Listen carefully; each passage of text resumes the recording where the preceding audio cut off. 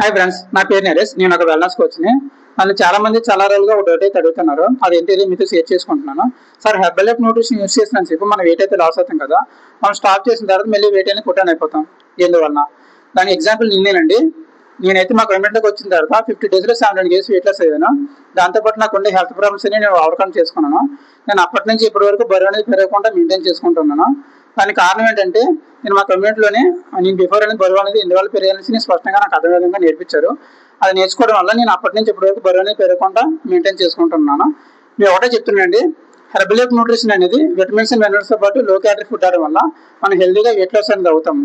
మళ్ళీ బరువు అనేది ఎందువల్ల పెరుగుతామంటే, మనం బిఫోర్ అనేది ఎందువల్ల పెరగాల్సి మనం స్పష్టంగా నేర్చుకుంటే మాత్రం మళ్ళీ బరువు అనేది పెరగకుండా మనం మెయింటైన్ చేసుకోవచ్చు. మన వెయిట్ లాస్ అనేది క్యాలరీ మేనేజ్మెంట్ మీద డిపెండ్ అయి ఉంటుంది, ప్రోడక్ట్ మీద కాదు.